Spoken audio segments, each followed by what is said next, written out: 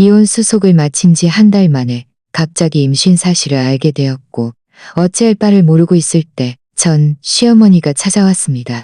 오늘은 이서진과 김도연이 이혼한 지 딱 한 달 되는 날입니다. 저는 그의 마지막 짐 상자를 보자니 복도에 내놓고는 돌아서서 방으로 들어와 힘껏 문을 닫았습니다. 문이 닫히는 순간 오랫동안 마음을 짓눌렀던 돌덩이가 드디어 떨어진 듯한 해방감을 느꼈습니다. 김도연과 저는 3년간 결혼 생활을 했습니다. 그 3년 동안 전혀 행복하지 않았습니다. 그는 한 회사의 부장으로 평소 일이 많아 집안일에 신경 쓸 겨를이 없었고 집안의 크고 작은 모든 일은 저 혼자 감당해야 했습니다. 전 시어머니 박미숙 아주머니는 늘 저를 못마땅하게 여겼습니다. 제가 평범한 직업을 가졌으니 자기 아들에게 어울리지 않는다고 생각하셨죠. 사흘이 멀다 하고 집에 찾아와 트집을 잡았습니다. 제가 음식을 못한다느니, 살림을 제대로 못한다느니, 저도 이 결혼을 잘 가꾸어 나가고 싶지 않았던 것은 아닙니다. 그가 좋아하는 음식을 배우고 시어머니께 잘 보이려고 노력했습니다. 하지만 저의 노력은 그들의 도를 넘는 행동으로 돌아올 뿐이었습니다. 김도연은 점점 늦게 귀가했고 저를 대하는 태도도 점점 차가워졌습니다. 때로는 하루 종일 한마디도 나누지 않을 때도 있었습니다. 저를 완전히 무너뜨린 것은 그의 어느 날 밤 말이뿐 변명조차 하지 않았습니다.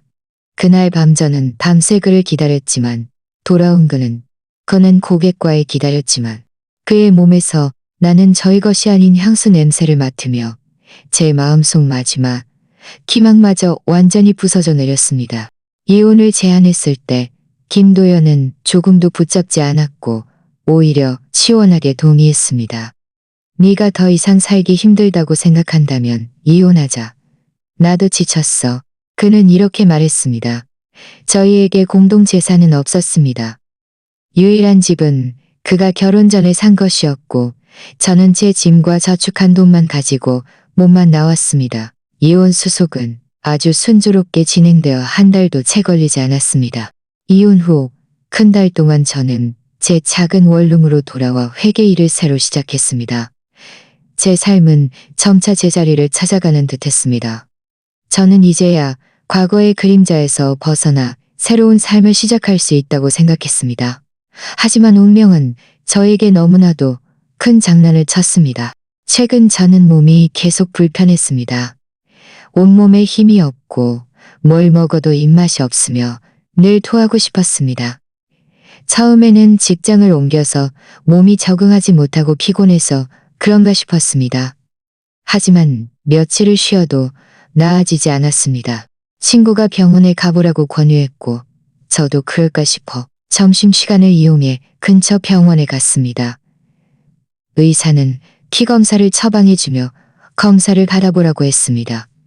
결과를 기다리는 동안에도 저는 별일 아니라고 생각했습니다. 기껏해야 위암 정도겠지 했죠.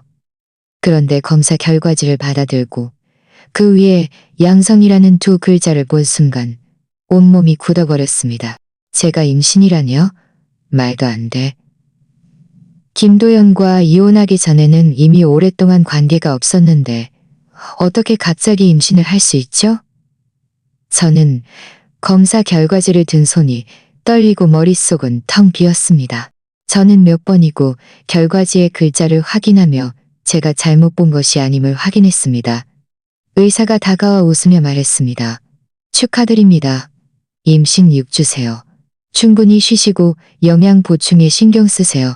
하지만 저는 전혀 기쁘지 않았고 오히려 너무나도 두려웠습니다. 어떻게 해야 할까요? 이 아이를 정말 낳아야 할까요? 말아야 할까요? 만약 낳는다면 저는 미혼모가 되는 건데 지금 제 수입으로 아이에게 좋은 삶을 줄 수 있을까요? 게다가 이 아이는 김도연의 아이입니다. 정말 그의 아이를 데리고 평생 혼자 살아야 할까요? 하지만 아이를 지우는 것도 한 생명입니다. 제 몸에서 떨어져 나가는 살인데 어떻게 제가 그럴 수 있을까요?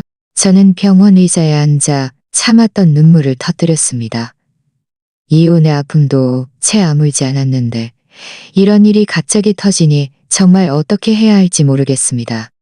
저는 휴대폰을 꺼내 친구에게 전화해서 의견을 물어볼까 했지만 화면 위에 놓인 손가락은 좀처럼 눌러지지 않았습니다. 저는 병원에 얼마나 오래 앉아 있었는지 모릅니다. 날이 점점 어두워지고 나서야 저는 겨우 몸을 일으켜 넋 나간 사람처럼 병원을 나왔습니다. 차가운 바람이 얼굴에 스쳤지만 저는 아무것도 느끼지 못했습니다. 제 손에는 그 검사 결과지가 마치 뜨거운 감자처럼 꽉 쥐어져 있었습니다. 원룸으로 돌아와 저는 방에 틀어박혀 몇 번이고 스스로에게 물었습니다. 도대체 어떻게 해야 할까? 아이를 낳는다면 너무나 많은 어려움과 사람들의 수군거림을 감당해야 할 것이고, 아이를 지운다면 평생 양심의 가책에 시달릴 것입니다. 저는 그렇게 밤새 방에 앉아 있었고 날이 밝아올 무렵에야 겨우 조금 진정될 수 있었습니다. 어떻게든 신중하게 고민해야지 충동적으로 결정해서는 안 된다고 생각했습니다. 하지만 저는 제가 아직 생각을 정리하기도 전에 더 큰 폭풍이 멀지 않은 곳에서 저를 기다리고 있을 줄은 상상도 못했습니다. 날이 막 밝아올 때 저는 다급한 노크 소리에 잠에서 깼습니다. 관자놀이를 문지르며 짜증이 났습니다. 이 원룸은 제가 막 이사 온 곳이라 몇몇 친구들 외에는 아무도 제가 여기 사는지 모릅니다. 도대체 누가 이른 아침부터 문을 두드리는 걸까? 저는 문으로 다가가 문고리를 통해 밖을 내다봤습니다. 문 밖에 서 있는 사람의 얼굴을 확인하는 순간 가슴이 철렁 내려앉으며 순간 정신이 번쩍 들었습니다. 문 밖에 서 있던 사람은 다름 아닌 전 시어머니 박미숙 아주머니였습니다. 그는 꽃무늬 블라우스를 입고 두 손을 허리에 얹은 채 얼굴은 물이 뚝뚝 덜어질 듯이 찌푸려져 있었습니다. 한눈에 봐도 좋은 의도로 온 것이 아니었습니다. 저는 잠시 망설이다가 문을 열었습니다. 그가 복도에서 소란을 피워 이웃들의 이목을 끄는 것을 원치 않았기 때문입니다. 문이 열리자마자 박미숙 아주머니는 바람처럼 안으로 들어와 사방을 둘러보며 끊임없이 중얼거렸습니다. 서진아, 네가 이런 곳에 산다고? 이렇게 작고 허름한 곳이 내 아들 집이랑 비교하면 하늘과 땅 차이네. 저는 눈살을 찌푸리며 차가운 목소리로 말했습니다. 박미숙 아주머니, 저희는 이미 이혼했어요. 어떻게 여기까지 찾아오셨어요? 무슨 일이라도 있으신가요? 박미숙 아주머니는 돌아서서 저를 뚫어지라 쳐다봤습니다. 그의 눈빛에는 쉼사가 가득했습니다. 내가 어떻게 여기까지 찾아왔냐고? 내가 널 찾으려고 하면 당연히 찾을 방법이 있지. 묻겠다. 너 임신했지? 이 말을 듣는 순간 저는 심장이 철렁했습니다. 그가 제가 임신한 사실을 어떻게 알았을까요? 김도연이 말해준 걸까요? 하지만 저는 어제야 검사 결과지를 받았고 아직 아무에게도 말한 적이 없었습니다. 저는 애써 침착한 척 말했습니다. 그런 일 없어요.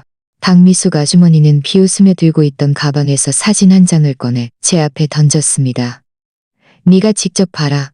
이건 내가 어제 병원 앞에서 찍은 거야. 네 손에 든 게 임신 테스트기가 아니면 뭔데? 내가 의사한테도 물어봤어.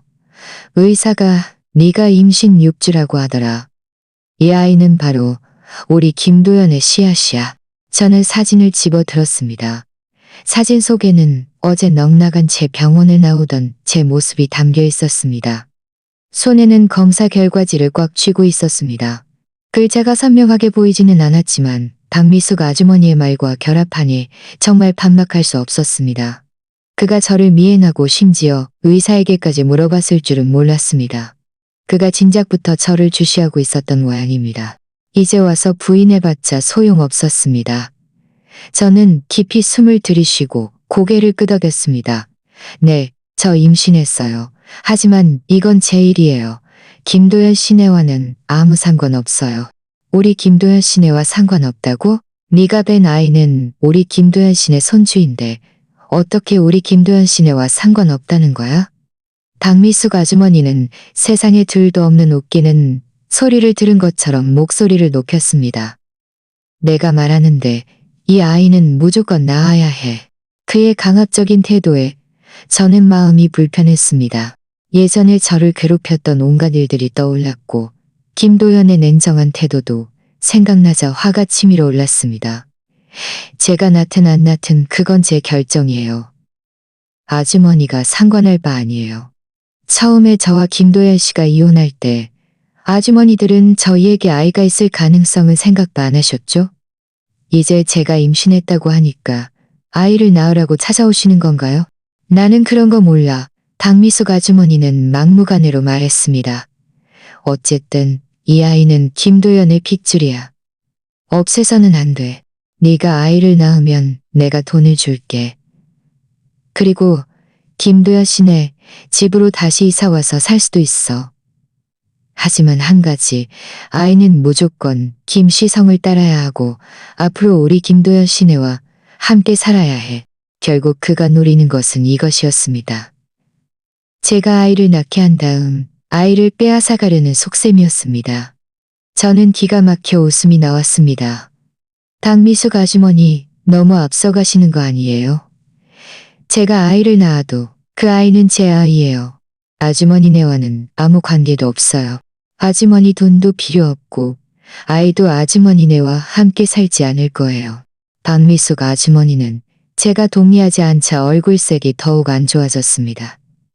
그는 한 발 앞으로 다가와 제 팔을 잡고 힘껏 움켜쥐었습니다. 아파서 저는 눈살을 찌푸렸습니다. 박미숙 아주머니는 악랄하게 말했습니다. 너 감히 건방지게 굴지 마. 내가 말하는데 네가 이 아이를 지우거나 우리 김도연 씨네에게 아이를 주지 않으면 내가 네 회사에 가서 소란을 피우고 네 명예를 실추시켜 이 도시에서 발부치지켜 이 도시에서 발부치지켜. 그의 협박에 저는 가슴이 철렁했지만 두렵지는 않았습니다.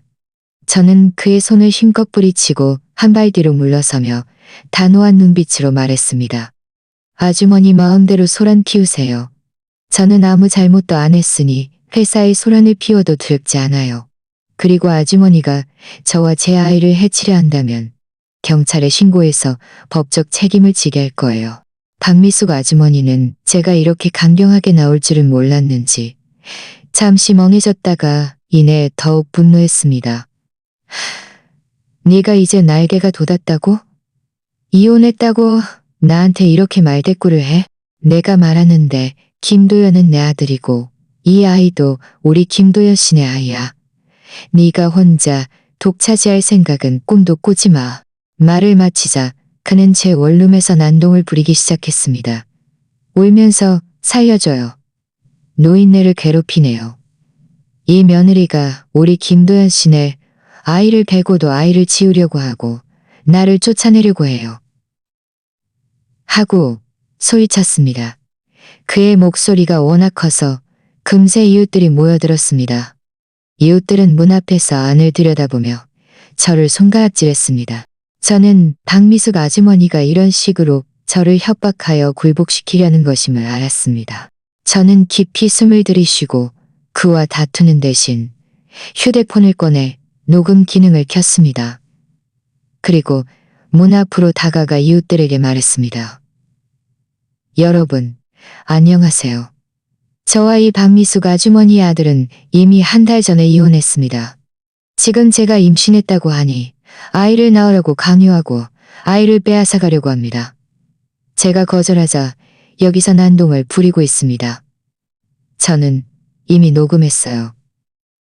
만약 계속 이렇게 소란을 피우면 이웃들은 제 말을 듣고 박미숙 아주머니를 보는 눈빛이 바뀌었습니다. 수군거렸습니다. 세상에 이런 일이. 이혼했는데도 저렇게 괴롭히다니 너무하네. 맞아. 아이를 낳든 안 낳든 그건 본인 마음이지. 왜 강요해? 박미숙 아주머니는 이웃들의 수군거림을 듣고 얼굴이 화끈거렸습니다. 그는 울음을 멈추고 일어서서 저를 악랄하게 노려보며 말했습니다. 두고 봐. 내가 그냥 넘어가지 않을 거야. 말을 마친 그는 초라하게 도망치듯 자리를 떴습니다. 박미숙 아주머니가 떠난 후 저는 문을 닫고 문에 기대어 주저앉았습니다. 애써 지탱하던 침착함이 이 순간 완전히 무너져 내렸습니다. 저는 박미숙 아주머니가 쉽게 포기하지 않을 것이고 분명히 다시 저를 괴롭히러 올 것임을 알았습니다. 저는 이 아이를 낳아야 할지 빨리 결정해야 했습니다. 만약 낳는다면 김도연 씨네와 오랫동안 싸울 준비를 해야 할 것입니다. 박미숙 아주머니가 떠난 후 저는 문에 기대어 한참을 앉아 있다가 겨우 정신을 차렸습니다. 원룸 안에는 그가 난동을 부릴 때 남긴 혼란스러운 흔적들이 여전히 남아 있었습니다. 바닥에는 그가 울며 소란을 피울 때 빠진 머리카락과 잣동사니들이 흩어져 있어 보기만 해도 마음이 불편했습니다. 저는 벽을 짚고 천천히 소파로 가서 앉았습니다. 뱃속에서 미미한 통증이 느껴져 저는 얼른 배를 감쌌습니다. 마음속 한 가지 생각이 더욱 확고해졌습니다. 무슨 일이 있어도 이 아이를 지켜야 합니다. 저는 원래 아이를 낳을지 말지 고민하고 있었습니다. 하지만 방금 박미숙 아주머니의 간유를 겪고 나니 오히려 고민이 사라졌습니다. 이 아이는 제 아이이지 김도연 씨네의 부속물이 아닙니다. 저는 아이의 미래를 결정할 권리가 있습니다. 만약 제가 김도연 씨네의 압박이 두려워 아이를 지운다면 박미숙 아주머니와 김도연만 더 의기양양해질 뿐입니다. 저는 원룸을 정리하고 죽을 조금 끓여 먹었습니다. 두어 숟가락을 먹었을 때 휴대폰이 울렸습니다. 모르는 번호였습니다. 저는 잠시 망설이다가 전화를 받았습니다. 전화 너머에서 박미숙 아주머니의 날카로운 목소리가 들렸습니다. 이서진, 내가 마지막으로 말하는데 아이를 낳아서 우리 김도연 씨네 성을 따르게 해. 그렇지 않으면 네 회사에 가서 소란을 피우는 건 물론이고 네 고향에도 가서 소란을 피워서 네 부모님도 너 때문에 망신당하게 할 거야. 그가 감히 제 부모님까지 끌어들이려 하다니 저는 완전히 분노했습니다. 저는 화를 억누르며 차갑게 말했습니다. 박미숙 아주머니, 너무 심하세요. 제 부모님은 연세가 많으셔서 고생하시면 안 돼요. 만약 부모님을 괴롭히러 가신다면 저는 절대 아주머니를 가만두지 않을 거예요. 가만두지 않겠다고? 네가 뭔데 날 가만두지 않아? 박미숙 아주머니는 전화 너머에서 비웃었습니다. 내가 말하는데 내가 이미 알아봤어. 네 부모님이 고향에서 작은 슈퍼마켓을 하신다고 하더라.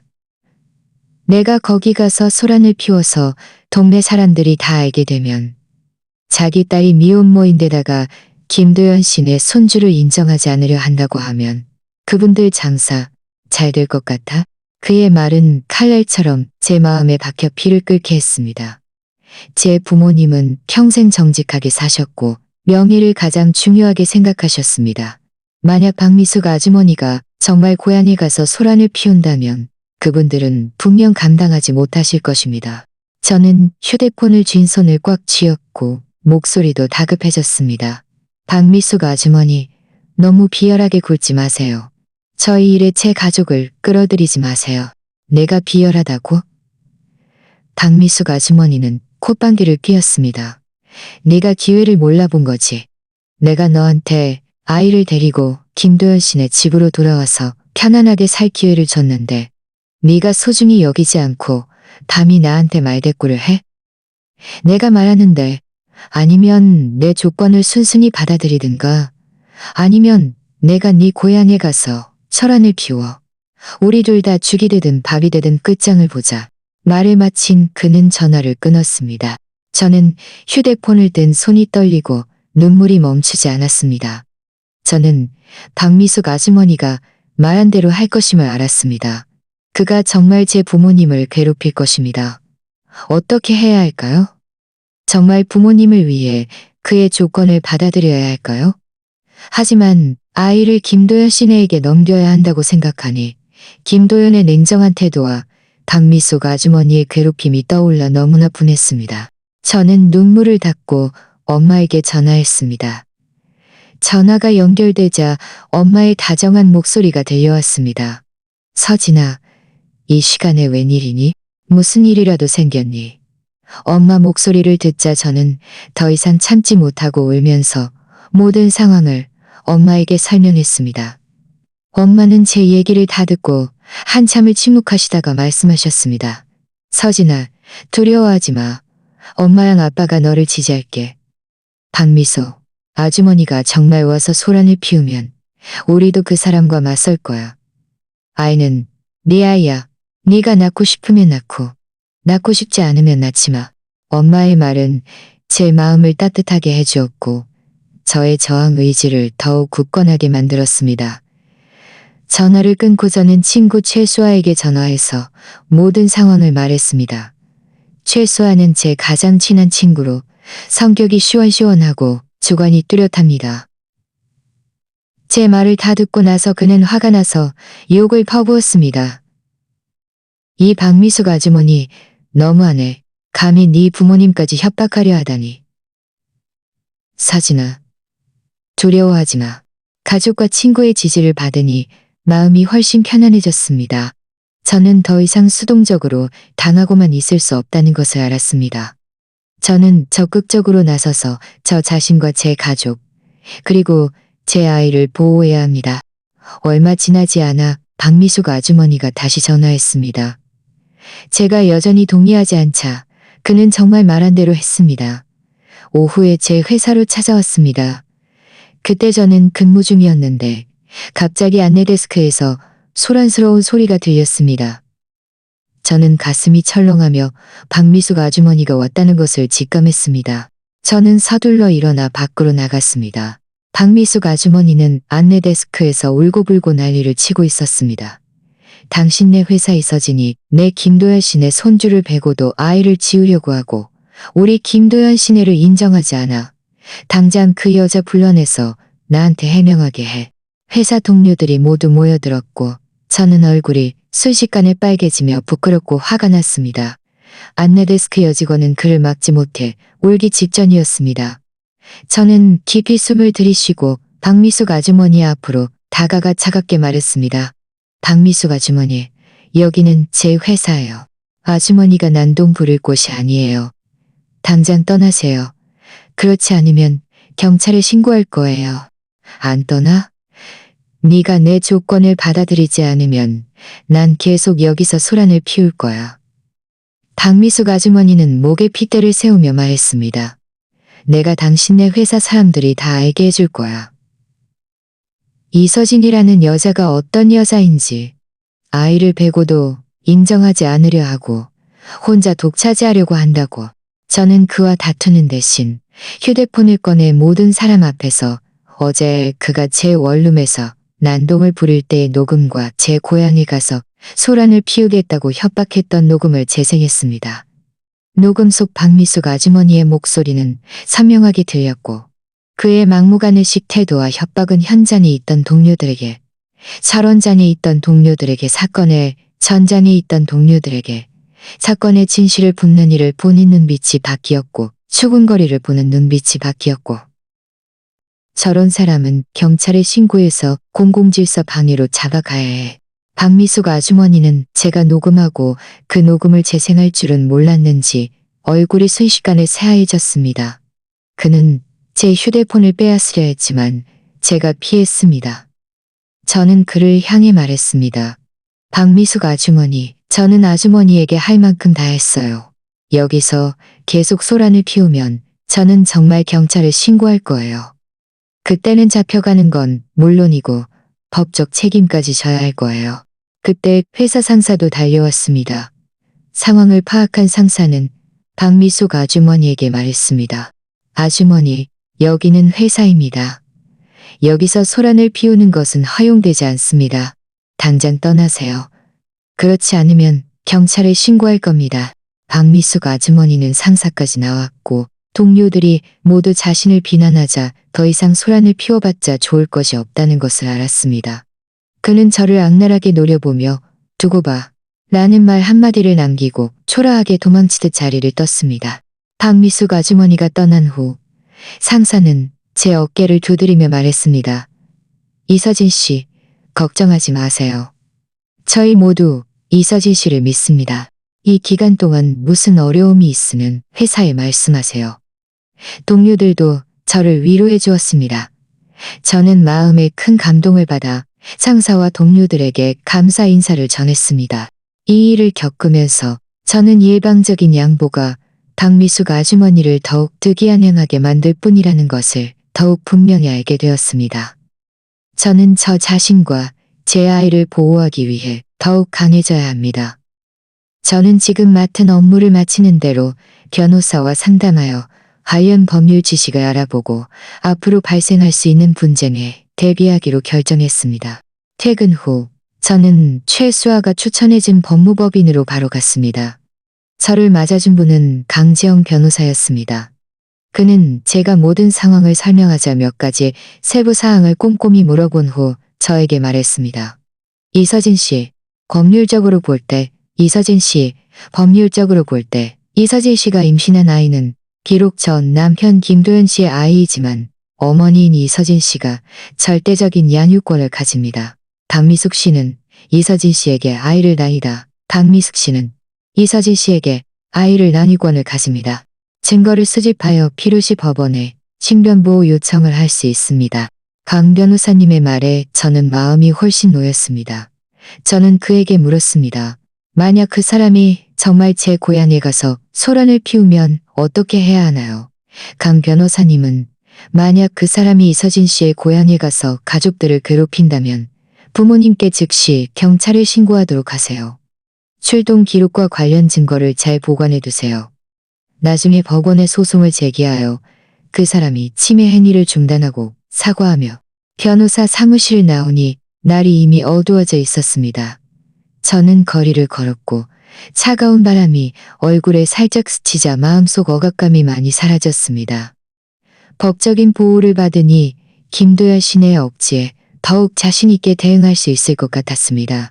저는 휴대폰을 꺼내 엄마에게 전화해서 변호사님의 말씀을 전하고 엄마와 아빠가 안심하시도록 했습니다.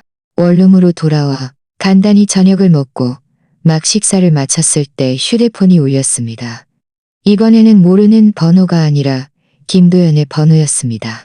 이 번호를 보니 저는 마음에 불쾌감이 치밀어 올랐지만 한참을 망설이다가 전화를 받았습니다. 어쨌든 그는 아이의 아버지이고 어떤 일은 결국 피할 수 없기 때문입니다. 전화 너머에서 김도연의 익숙한 목소리가 들렸습니다.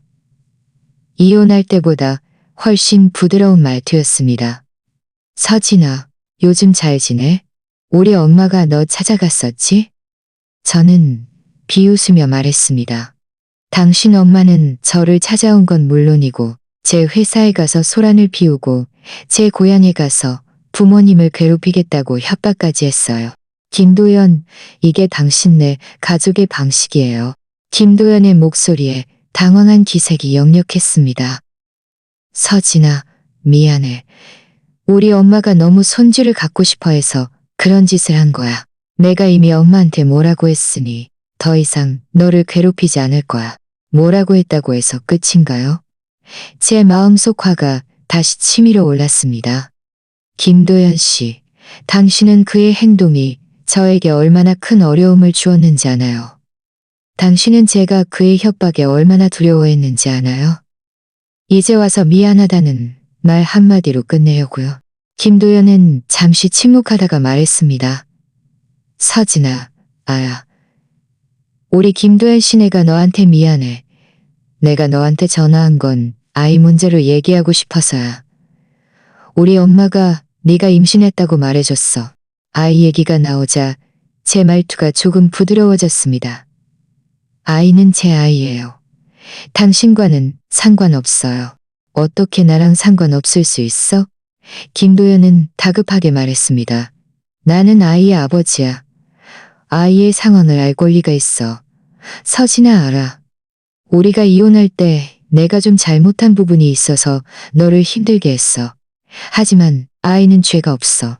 네가 아이를 잘 생각해보고 지우지 않았으면 좋겠어. 그가 아이를 지우라고 말하는 것을 듣자 저는 온몸이 떨릴 정도로 화가 났습니다. 김도연 씨, 당신은 아직도 사람인가요? 이 아이는 당신 아이이기도 한데 어떻게 그런 말을 할 수 있어요? 처음에 이혼할 때 저를 나 몰라라 하더니 이제 제가 임신했다고 하니까 아이를 지우라고요? 어떻게 그렇게 이기적일 수 있어요? 내가 이기적인 게 아니야. 널 위해서야. 김도연은 해명했습니다.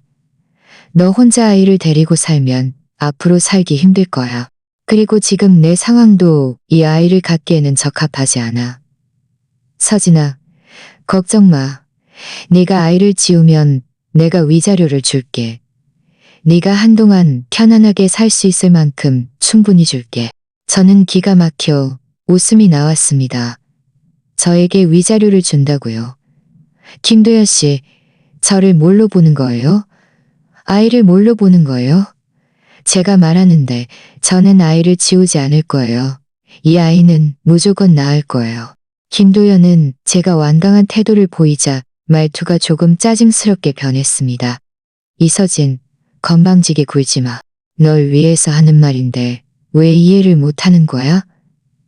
너 혼자 아이를 데리고 어떻게 일하고 어떻게 살아? 설마 아이까지 너 따라 고생하게 하고 싶어? 제 아이는 제가 알아서 키울 거예요. 당신이 신경 쓸 필요 없어요. 저는 차갑게 말했습니다. 김도연 씨, 저는 이미 변호사와 상담했어요. 아이의 양육권은 저에게 있어요. 당신은 제 결정에 간섭할 권리가 전혀 없어요. 만약 당신과 당신 엄마가 다시 저를 괴롭히러 온다면 저는 바로 경찰에 신고하고 법원에 소송을 제기할 거예요. 김도연은 제가 변호사와 상담했을 줄은 몰랐는지 말투가 순식간에 부드러워졌습니다. 서진아, 그렇게 충동적으로 굴지 마. 우리 좋게 얘기하면 안 될까? 사실 우리 사이에 다시 돌이킬 수 없는 건 아니라고 생각해. 네가 내 아이를 뱄으니 우리 재결합하는 게 어때? 우리 다시 시작해서 아이같이 키우는 게 어때? 그가 갑자기 재결합을 제안하자 저는 조금 놀랐습니다. 저는 속으로 비웃었습니다. 그는 분명 진심으로 저와 재결합하고 싶은 것이 아니라 다른 목적이 있을 것이라고 생각했습니다. 저는 일부러 말했습니다. 재결합이요? 김도연 씨, 우리가 다시 재결합할 수 있다고 생각해요? 처음에 저한테 어떻게 했는지 잊었어요? 당신은 저한테 냉담했고 외박도 잦았고 당신 엄마는 저를 온갖 방법으로 괴롭혔어요. 이 모든 것을 저는 잊을 수 없어요. 김도연은 다급하게 말했습니다. 서진아, 알아. 내가 앞으로 꼭 고칠게. 너랑 같이 있는 시간을 더 많이 만들고 우리 엄마랑도 잘 얘기해서 더 이상 너를 힘들게 하지 않게 할게. 우리 아이를 위해서 다시 같이 사는 게 어때? 저는 즉시 대답하지 않고 며칠 전 회사에서 들었던 소식을 떠올렸습니다. 동료들이 사석에서 회사에 최근 부장 승진 자리가 하나 있는데 저와 김도연이 모두 후보 명단에 있다고 수군거렸습니다. 김도연은 회사 경력이 저보다 길었지만 제 업무 능력은 그보다 뛰어났고 최근 몇 개의 프로젝트에서 모두 좋은 성과를 거두어 상사가 저를 높이 평가하고 있었습니다. 설마 그가 재결합을 제안하는 것이 이것 때문일까요? 저는 떠보듯 말했습니다. 김도연 씨, 혹시 회사에서 부장 승진하는 소식 들었어요? 혹시 우리가 재결합하면 제가 경쟁을 포기하고 당신이 그 자리를 얻을 수 있을 거라고 생각하는 건가요? 김도연은 제 속셈이 들통나자 말투가 순식간에 당황스러워졌습니다. 서진아, 어떻게 그렇게 생각해? 나는 진심으로 너랑 재결합하고 싶은 거야. 승진과는 상관없어. 진심인지 아닌지는 당신 스스로가 잘 알겠죠. 저는 차갑게 말했습니다. 김도연 씨, 제가 당신 속셈을 모를 거라고 생각하지 마세요. 당신은 저와 아이를 이용해서 승진 기회를 얻으려는 것뿐이에요. 제가 말하는데 불가능해요. 저는 당신과 재결합하지 않을 거고 이 부장 자리 경쟁도 포기하지 않을 거예요. 이 자리는 제가 꼭 차지할 거예요. 그리고 아이는 제 아이예요. 당신과는 아무 상관없어요. 앞으로 다시는 저에게 전화하지 마세요. 말을 마친 저는 전화를 끊었고 김도연의 번호도 차단했습니다. 저는 소파에 앉아 마음속으로 분명히 알았습니다. 김도연은 쉽게 포기하지 않을 것입니다.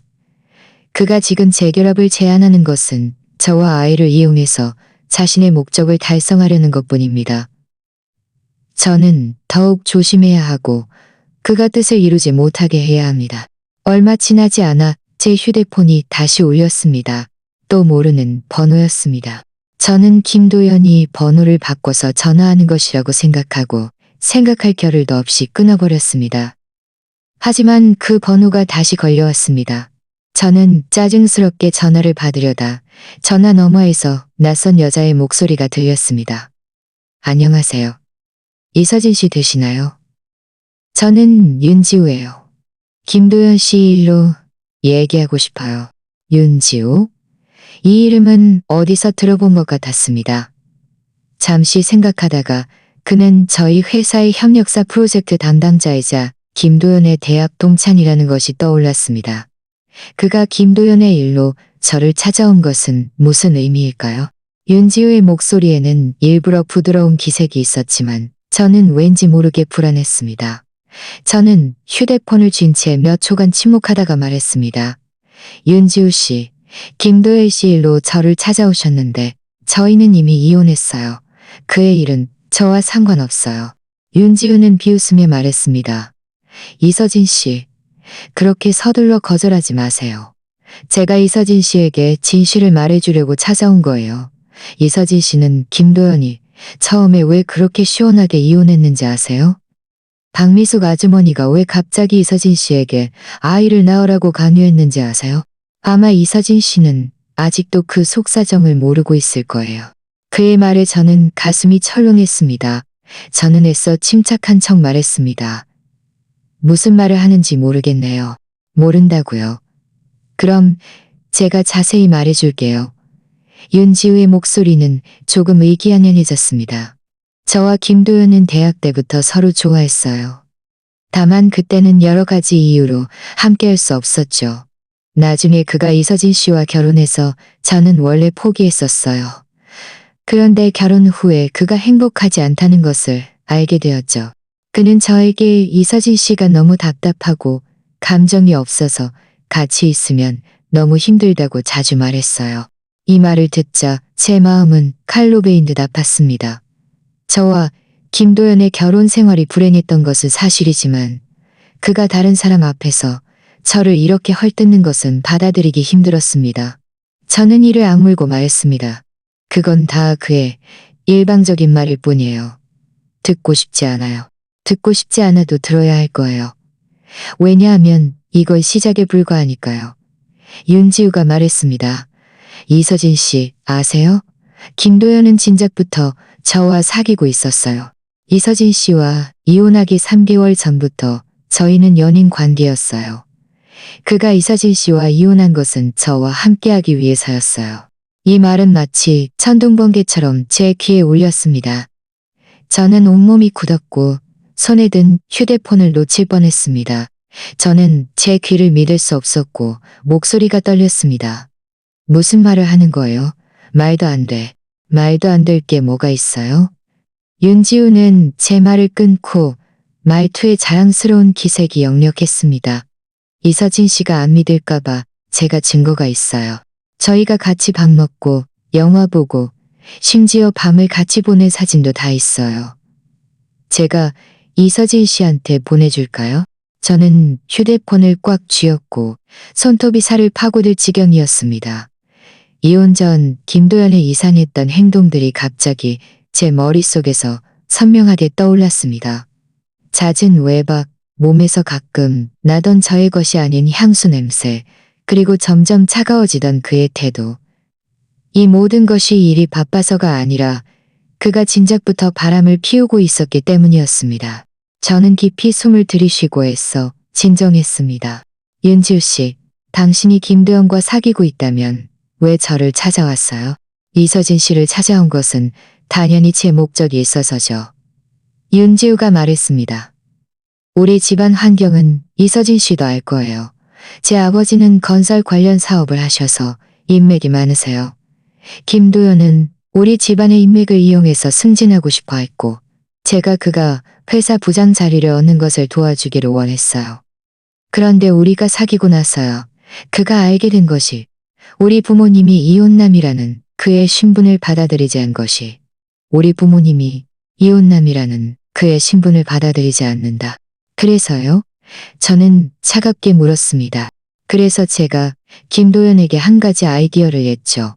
윤지우의 말투에는 계산적인 기색이 있었습니다.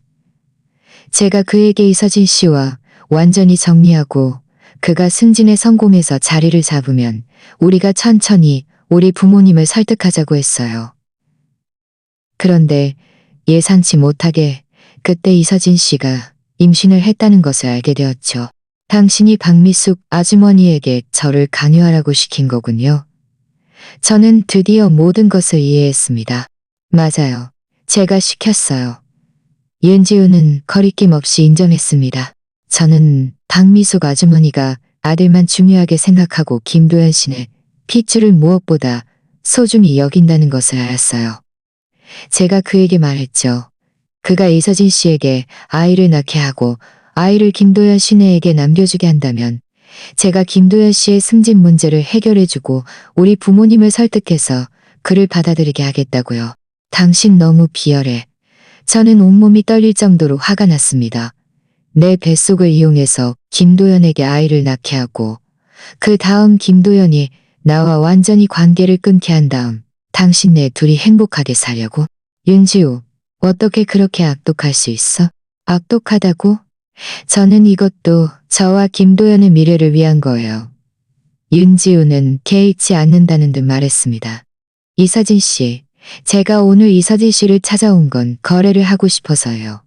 이서진 씨가 아이를 낳아서 김도연에게 넘겨주고 그 다음 영원히 사라져서 저와 김도연의 삶에 다시는 나타나지 마세요. 그 대가로 제가 이서진 씨에게 돈을 줄 수 있어요. 이 도시에서 작은 집 한 채를 사서 편안하게 살 수 있어요. 꿈도 꾸지 마. 저는 소리쳤습니다. 이 아이는 제 아이예요. 누구에게도 넘겨주지 않을 거예요. 그리고 김도연 같은 바람피운 쓰레기 같은 남자를 당신이 감히 원한다고? 그가 진심으로 당신을 좋아한다고 생각해요? 그는 당신 집안의 인맥과 당신 돈만 좋아하는 거예요. 그가 당신을 이용하고 나면 언젠가는 저를 버린 것처럼 당신도 버릴 거예요. 여기서 이간질하지 마. 윤지우의 목소리가 날카로워졌습니다. 저와 김도연은 진심으로 사랑해요. 그는 저를 버리지 않을 거예요. 이서진 씨, 제가 충고하는데 현명하게 행동하세요. 좋은 말로 할 때 듣지 않으면 저에게는 당신을 힘들게 할 방법이 많아요. 제가 어디 한번 당신이 어떤 방법이 있는지 보죠. 저는 차갑게 말했습니다. 윤지우 씨, 당신과 김도연의 음모는 제가 이미 다 알았어요. 당신 애들이 뜻을 이룰 수 있을 거라고 생각해요? 제가 말하는데 불가능해요. 저는 당신네들이 바람피운 증거를 수집해서 모든 사람이 당신네들의 진짜 모습을 알게 할 거예요. 증거를 수집한다고? 뭘 수집할 수 있을 거라고 생각해? 윤지우는 비웃으며 말했습니다. 김도연은 진작부터 모든 흔적을 깨끗하게 지웠어요.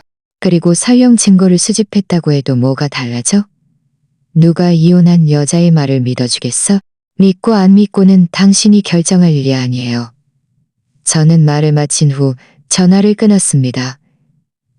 전화를 끊기 전에 저는 일부러 녹음 저장 버튼을 눌렀습니다. 저희의 통화는 제가 전부 녹음했습니다. 이것은 중요한 증거가 될 것입니다. 저는 소파에 앉아 화가 나고 분했습니다.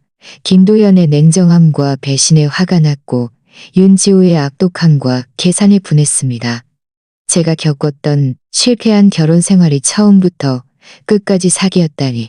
김도연은 처음부터 저를 진심으로 사랑한 적이 없었습니다. 그는 저와 결혼한 것을 어쩌면 자신의 사업적 승진을 위한 발판으로만 여겼을 것입니다. 이제 더 나은 선택지가 생기자 그는 망설임 없이 저를 버렸습니다. 생각할수록 억울해서 눈물이 멈추지 않았습니다. 하지만 저는 지금이 올 때가 아니라는 것을 알았습니다. 저는 강해져야 합니다. 그들이 뜻을 이루게 내버려 둘 수 없습니다. 저는 더 많은 증거를 수집하여 그들의 진짜 모습을 폭로하고 그들의 자신들의 행동에 대한 대가를 치르게 해야 합니다. 저는 눈물을 닦고 휴대폰을 꺼내 최수아에게 전화해서 윤지우가 저에게 말한 모든 것을 말해주었습니다. 최수아는 듣고 나서 화가 나서 욕을 퍼부었습니다. 이 개 같은 남녀. 너무하네. 서진아, 걱정하지 마. 내가 너랑 같이 증거 수집하는 걸 도와줄게. 내가 그들을 벌줄 수 없을 거라고는 생각 안 해. 최수아의 지지를 받으니 마음이 훨씬 든든해졌습니다. 전화를 끊은 후 저는 이혼 전 김도연의 다양한 이상 행동들을 꼼꼼히 되짚어보며 어떤 단서라도 찾을 수 있길 바랐습니다. 이혼하기 한 달 전쯤 김도연이 저에게 목걸이를 사주며 그동안 고생한 것에 대한 보상이라고 말했던 것이 생각났습니다.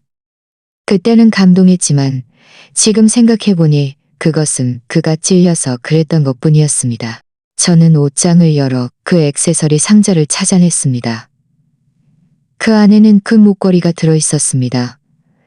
목걸이를 집어들고 보니 펜던트 뒷면에 작게 지라는 글자가 새겨져 있는 것을 발견했습니다. 이 글자는 윤지우의 지가 아닌가요? 이 목걸이는 원래 저에게 줄 것이 아니라 윤지우에게 줄 것이었는데 실수로 잘못 가져왔거나 아니면 저를 대충 속이려고 가져온 것이었습니다. 저는 목걸이를 든 손이 떨렸습니다. 이것이 바로 김도연이 저를 배신한 철저한 증거였습니다. 저는 목걸이를 조심스럽게 보관하고 김도연이 남긴 다른 물건들을 뒤지기 시작했습니다. 그가 오래된 지갑을 하나 가지고 있었는데 이혼할 때 집에 두고 갔던 것이 기억났습니다. 저는 그 오래된 지갑 안에서 사진 한 장을 찾아냈습니다. 사진 속에는 김도연과 윤지우가 다정하게 기대어 활짝 웃고 있었습니다. 사진 뒷면에는 촬영 날짜가 적혀 있었는데 바로 저희가 이혼하기 2개월 전이었습니다. 이 사진을 보고 제 마음속 마지막 환상마저 산산조각 났습니다. 저는 사진과 목걸이를 모두 보관했습니다. 이 모든 것이 김도연이 바람 피운 증거입니다. 저는 또 윤지우가 그들이 밤을 같이 보낸 사진을 가지고 있다고 말했던 것이 생각났습니다. 저는 어떻게든 그 사진들을 손에 넣어야 했습니다. 저는 잠시 생각하다가 윤지우에게 메시지를 보냈습니다. 윤지우 씨, 제가 잘 생각했어요. 윤지우 씨와 거래할 의향이 있어요. 하지만 윤지우 씨가 말한 그 사진들을 봐야 해요. 저를 속이지 않았다는 것을 확인해야 해요. 내일 오후 3시에 시내 중심의 카페에서 만나서 얘기해요. 저는 윤지우가 분명 올 것이라고 알았습니다. 그는 제가 아이를 넘겨주고 사라지기를 간절히 바라고 있었기 때문입니다. 저는 이 기회를 이용해서 그가 가진 증거를 손에 넣고 그 다음 그와 김도연에게 치명타를 날릴 수 있을 것입니다. 저는 이미 준비를 마쳤습니다. 내일은 그들의 진짜 모습을 폭로하는 시작이 될 것입니다. 윤지우에게 메시지를 보낸 후 저는 바로 최수아에게 전화해서 제 계획을 말했습니다. 최수아는 듣고 나서 다급하게 말했습니다. 서진아, 너 혼자 가는 건 너무 위험해. 내가 너랑 같이 갈게. 내가 미리 카페 근처에서 기다리고 있을게. 만약 무슨 일이 생기면 내가 바로 도와줄 수 있잖아. 좋아. 그럼 너는 꼭 조심하고 윤지우가 너를 발견하지 못하게 해. 저는 신신당부했습니다. 전화를 끊고 저는 만날 때 발생할 수 있는 여러 상황들을 꼼꼼히 생각하며 대비했습니다. 저는 이전에 수집했던 목걸이, 사진, 그리고 통화 녹음을 모두 정리해서 가방에 넣었습니다. 그리고 만날 때 대화를 모두 녹음할 수 있도록 녹음기를 따로 챙겼습니다. 다음 날 오후 2시 반, 저는 시내 중심의 카페에 미리 도착했습니다. 창가 자리에 앉아 따뜻한 물 한 잔을 시키고 카페 문을 뚫어지라 쳐다봤습니다. 얼마 지나지 않아 윤지우가 왔습니다. 그는 명품 원피스를 입고 화려하게 화장했으며 한정판 가방을 들고 있었습니다. 위압적인 모습이었습니다. 윤지우는 똑바로 걸어와 제 테이블 옆에 아무렇지 않게 앉더니 종업원에게 따뜻한 라테 한 잔 주세요. 라고 말했습니다. 그리고는 고개를 돌려 저를 위아래로 훑어보며 비웃듯 말했습니다. 이서진 씨, 시간은 잘 지키시네요. 이제야 정신 차린 모양이군요. 저는 그의 비웃음을 무시하고 평온하게 말했습니다. 윤지우 씨, 제가 왔으니 진심으로 얘기할 생각이에요. 하지만 거래를 하기 전에 윤지우 씨가 말한 그 사진들을 먼저 봐야 해요. 저를 속이지 않았다는 것을 확인해야 하니까요. 윤지우는 콧방귀를 뀌며 가방에서 휴대폰을 꺼내 화면을 몇 번 넘기더니 휴대폰을 제 앞으로 밀어놓았습니다. 직접 보세요. 이건 다 저와 김도연의 커플 사진이에요. 그리고 우리가 호텔에서 찍은 사진도 있어요.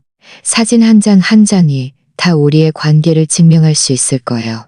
저는 휴대폰을 집어들고 꼼꼼히 살펴봤습니다. 사진 속 김도연과 윤지우는 다정하게 서로를 안고 여러 식당, 영화관, 호텔 앞에서 사진을 찍고 있었고 얼굴에는 웃음꽃이 피어 있었습니다.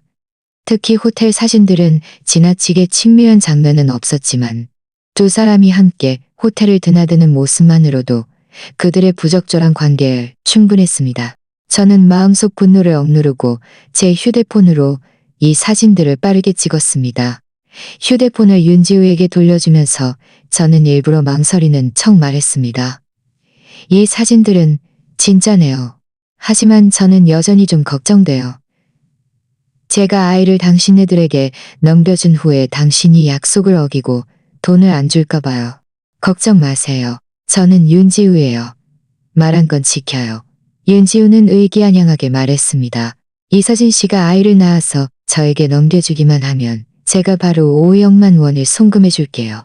5억만 원이면 이 도시에서 작은 집 한 채를 살 수 있을 만큼 충분할 거예요. 5억만 원이요? 저는 눈살을 찌푸리며 일부러 불만스러운 표정을 지었습니다. 윤지우 씨, 저를 너무 무시하는 거 아니에요? 제가 10개월 동안 임신하고 생명의 위험을 무릅쓰고 아이를 낳고 결국 아이와 헤어져야 하는데 50만 원으로 저를 처리하려고요? 적어도 1억만 원은 돼야 해요.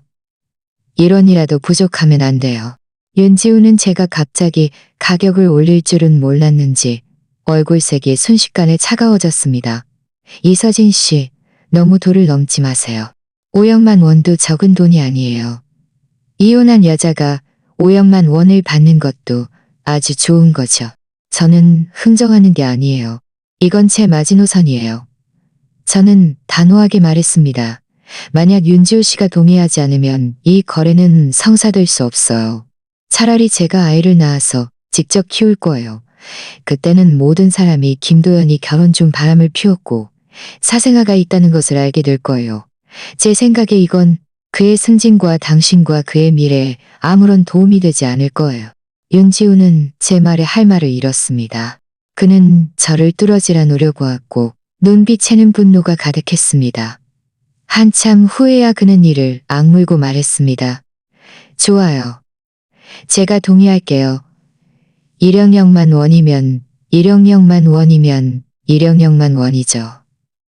하지만 이서진 씨는 아이를 낳은 후에 바로 김도연에게 넘겨주고 그 다음 영원히 사라져서 우리 시야에 다시는 나타나지 않겠다고 약속해야 해요.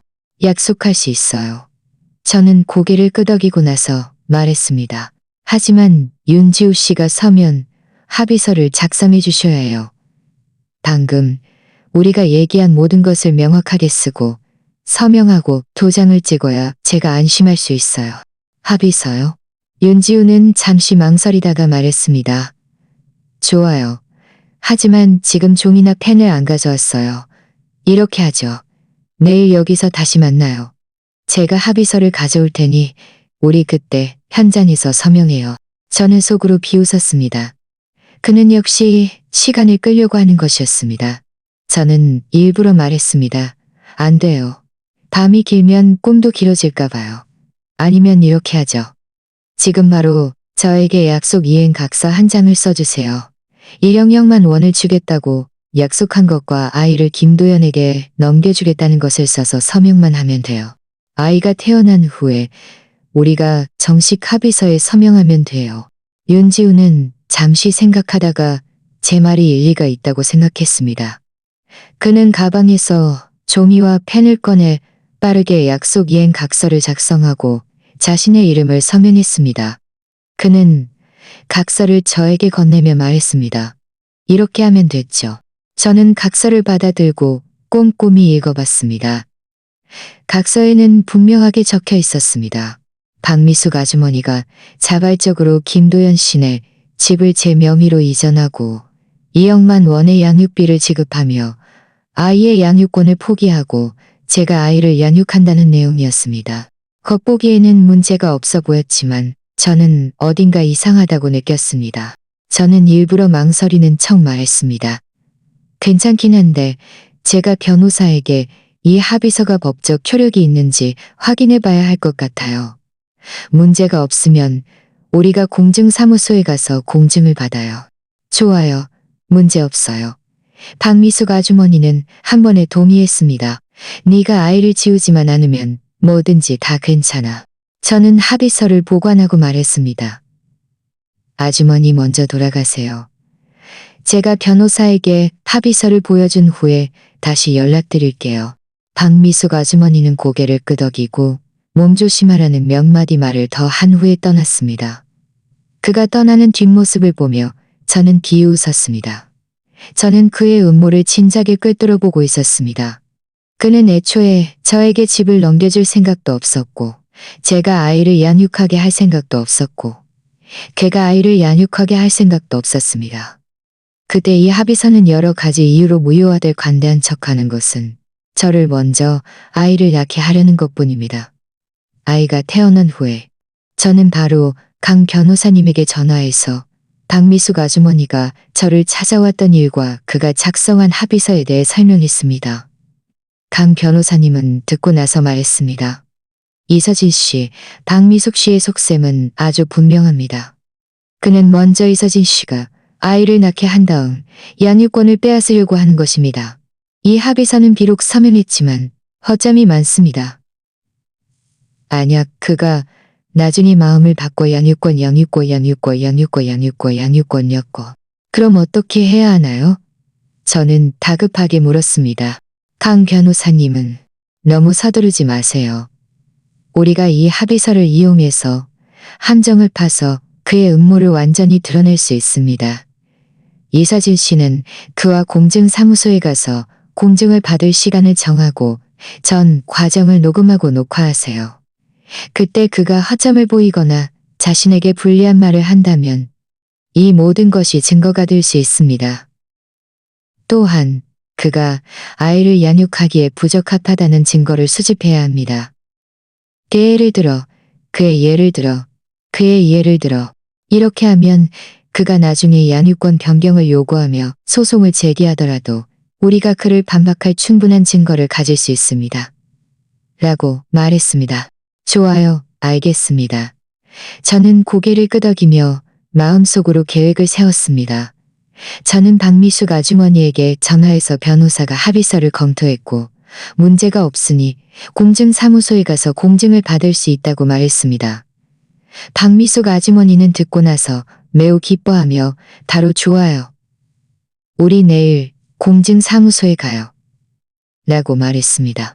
전화를 끊고 저는 최수아에게 전화해서 내일 공증사무소에 같이 가달라고 부탁하고 전 과정을 녹음하고 녹화해달라고 했습니다. 최수아는 한 번에 동의했습니다. 문제없어. 서진아, 나 내일 꼭 제 시간에 갈게. 내가 어디 한번 박미숙, 저 여우 같은 노인네가 무슨 꽁꽁이를 부리는지 보자. 다음 날 저와 최수아는 공증사무소에 미리 도착했습니다. 얼마 지나지 않아 박미숙 아주머니가 왔습니다. 그는 남자 한 명을 데리고 왔는데 자신의 조카 박준현이라고 했습니다. 박미숙 아주머니는 저를 보고 웃으며 말했습니다. 서진아, 왔니? 이 사람은 내 조카 박준영이야.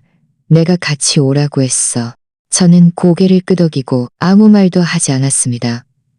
공진이는 저희의 신분 정보를 확인하고 박미숙 아주머니에게 저에게 집을 넘겨주는 것이 자발적인지 물었습니다. 박미숙 아주머니는 다급하게 네, 자발적이에요. 라고 말했습니다. 공진인이 막 공증서를 작성하려 할 때 박미숙 아주머니가 갑자기 말했습니다. 잠깐만요, 공진이님. 제가 조건이 하나 있어요. 제가 이서진에게 집을 넘겨주는 건 되지만 아이가 태어난 후에는 무조건 저와 함께 살아야 해요. 이서진은 주말에만 아이를 보러 올 수 있어요. 역시 그는 허점을 드러냈습니다. 저는 비웃으며 말했습니다.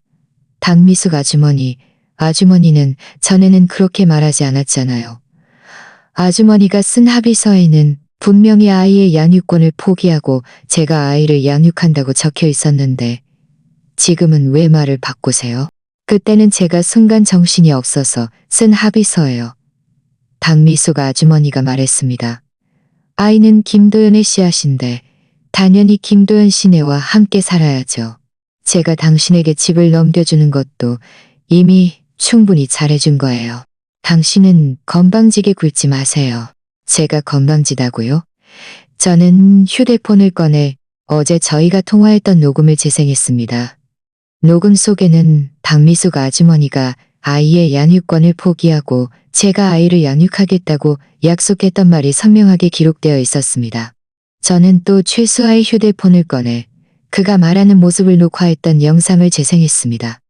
박미숙 아주머니, 보세요. 이게 다 증거예요. 어제는 좋다고 하시더니 오늘은 또 말을 바꾸시네요. 박미숙 아주머니는 제가 녹음하고 녹화까지 했을 줄은 몰랐는지 얼굴이 순식간에 새하얘졌습니다. 그의 조카 박준영이 앞으로 달려와 제 휴대폰을 빼앗으려 했지만 최수아가 막아섰습니다. 최수아는 차갑게 말했습니다. 뭐 하려는 거예요? 강도지 씨야? 여기는 공증사무소고 CCTV도 있어. 공증인도 눈살을 찌푸리며 박미숙 아주머니에게 말했습니다. 아주머니, 이런 행동은 비도덕적이며 법률 규정에도 맞지 않습니다. 만약 합의서의 약속을 이행할 수 없다면 이 공증은 진행할 수 없습니다. 주변 사람들도 모두 모여들어 박미숙 아주머니를 손가락질했습니다. 박미숙 아주머니의 얼굴은 붉어졌다가 창백해졌다가 하며 땅속으로라도 숨고 싶은 심정이었습니다. 그는 자신의 음모가 완전히 드러났다는 것을 알았습니다. 그는 저를 악랄하게 노려보며 돌아서서 떠났습니다. 그의 조카도 서둘러 뒤따라갔습니다. 그들의 초라한 뒷모습을 보며 저는 통쾌함을 느꼈습니다. 저는 녹음과 녹화 파일을 모두 잘 보관했습니다. 이 모든 것이 그가 아이의 양육권을 빼앗으려 했다는 철저한 증거입니다. 공증 사무실을 나오자 최수아가 웃으며 말했습니다. 서진아, 너 정말 대단하다. 이제 박미숙 아주머니의 음모가 완전히 드러났으니 더 이상 너를 괴롭히러 오지 못할 거야. 아닐 수도 있어. 저는 고개를 저었습니다.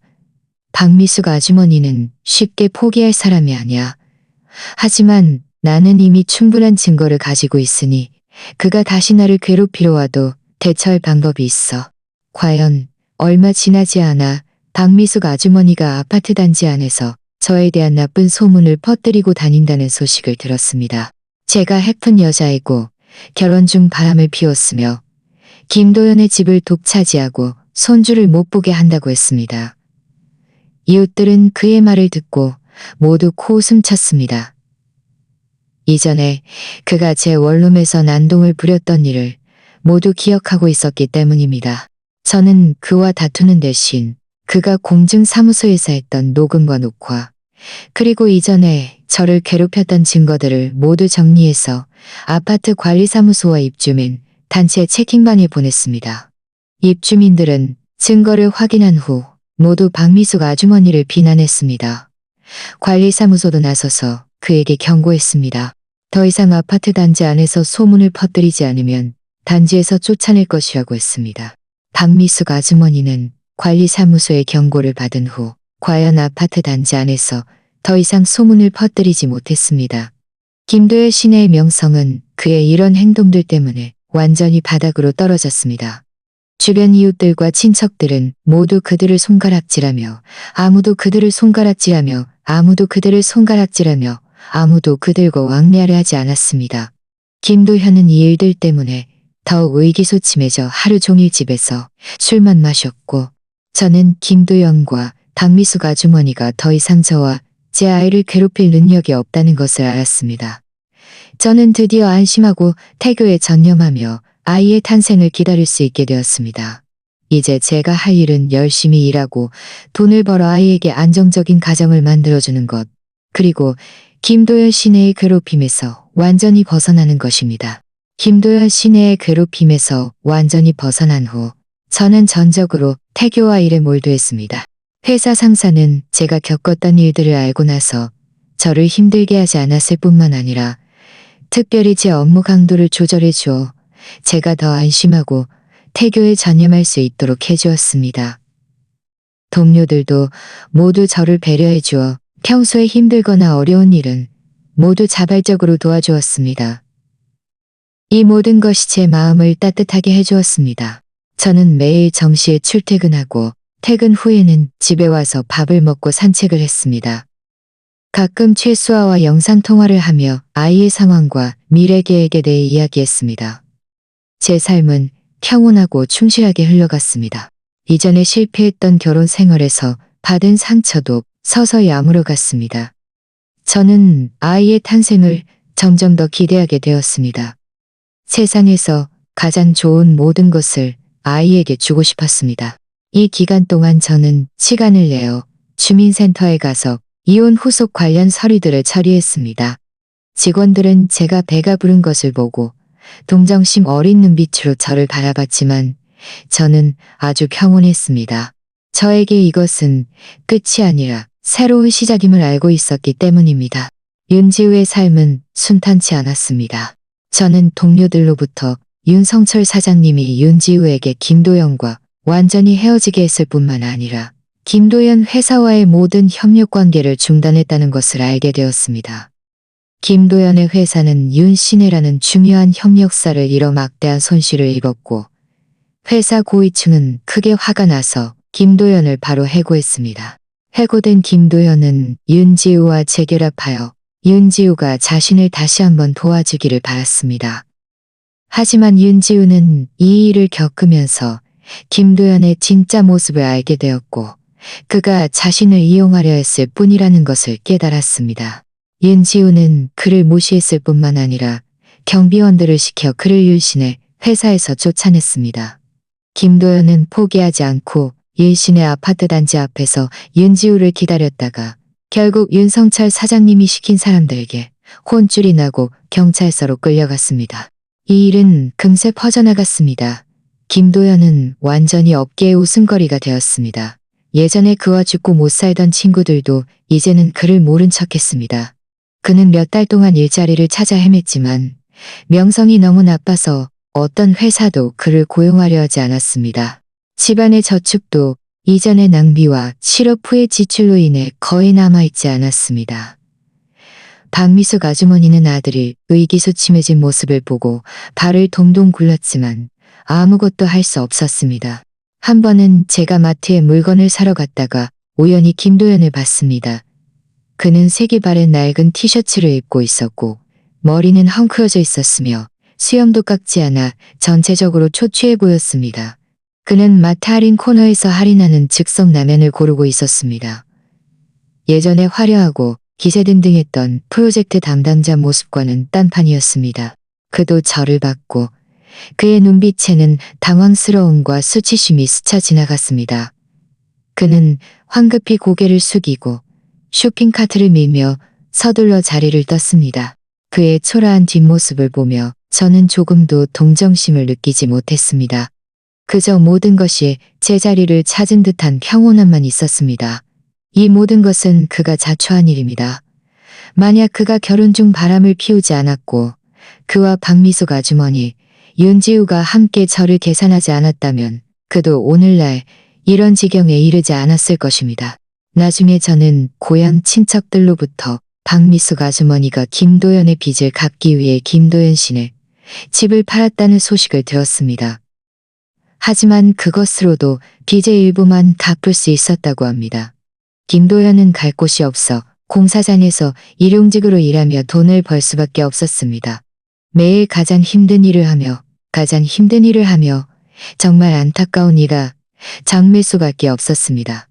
박미숙 아주머니도 공사장에 따라가서 밥을 지어주고 옷을 빨아주며 윤지우는 김도연처럼 몰락하지는 않았지만 삶이 순탄하지 않았습니다. 윤성철 사장님은 이 일 때문에 그에게 크게 실망하여 더 이상 그를 회사 업무에 관여시키지 않았고 그를 해외로 유학 보냈습니다. 윤지우는 해외에서도 매우 힘든 시간을 보내고 있으며 주변에 진정한 친구 하나 없이 매일 후회와 자책 속에서 살고 있다고 합니다. 시간은 빠르게 흘러 어느새 제가 임신 8개월이 넘었습니다. 제 배는 점점 더 불러왔고 행동도 점점 더 불편해졌습니다. 엄마가 특별히 고향에서 올라오셔서 저를 돌봐주셨습니다. 매일 맛있는 음식을 해주시고 저와 함께 산책하고 이야기해 주셨습니다. 엄마가 옆에 계시니 제 마음은 더욱 든든해졌습니다. 제가 임신 9개월이 되었을 때 회사에서는 연간 승진 심사가 진행되었습니다. 비록 제가 이 기간 동안 태교 때문에 업무적으로 조금 부족했지만 이전에 맡았던 몇 개의 프로젝트에서 모두 좋은 성과를 거두어 상사와 동료들이 모두 그 사실을 알고 있었습니다. 결국 저는 성공적으로 부장으로 승진했고 월급도 많이 올랐습니다. 승진 통지를 받은 그 순간 저는 감격해서 울었습니다. 저는 실패한 결혼 생활에서 벗어났을 뿐만 아니라 제 노력으로 직업적인 돌파구를 마련했습니다. 저는 드디어 저 자신에게 자신 있게 말할 수 있게 되었습니다. 저는 누구에게도 의존하지 않고도 아이에게 안정적인 가정을 줄 수 있다고 말입니다. 승진 후 얼마 지나지 않아 저는 진통을 느끼기 시작했습니다. 엄마와 최수아는 서둘러 저를 병원으로 데려갔습니다. 10여 시간의 노력 끝에 저는 건강한 아들을 순산했습니다. 의사가 아이를 제 앞으로 안아주었을 때 저는 아이의 작은 얼굴을 보며 눈물을 멈출 수 없었습니다. 이 아이는 제 아이입니다. 어둠 속에서 저의 유일한 빛이고 저의 미래 희망입니다. 산후조리 기간 동안 엄마는 저와 아기를 정성껏 돌봐주셨습니다. 최수아도 자주 저희를 찾아와 아기에게 많은 옷과 장난감을 사주었습니다. 제 옆에 있는 사랑스러운 아기와 저를 아껴주는 가족, 친구들을 보며 제 마음은 행복감으로 가득 찼습니다. 저는 아기에게 이재혁이라는 이름을 지어주었습니다. 햇살 속에서 자라나는 것처럼 건강하고 행복하게 성장하기를 바라는 마음에서였습니다. 출산 휴가가 끝난 후 저는 아기를 데리고 회사로 돌아갔습니다. 회사에서는 특별히 저에게 독립된 사무실 마련해 주었고 매일 1시간 일찍 퇴근할 수 있도록 허락해 주었습니다. 저는 아기를 회사 근처 어린이집에 맡겼습니다. 매일 출근 전에 데려다주고 퇴근 후에 데리러 갔습니다. 비록 매일의 삶이 바빴지만 저는 충실하고 행복하다고 느꼈습니다. 한 번은 제가 아기를 데리고 아파트 단지를 산책하다가 박미숙 아주머니를 다시 만났습니다. 그는 예전보다 훨씬 늙어 보였고 머리도 많이 휘어졌습니다. 그는 저와 아기를 보고 복잡한 눈빛을 보였습니다.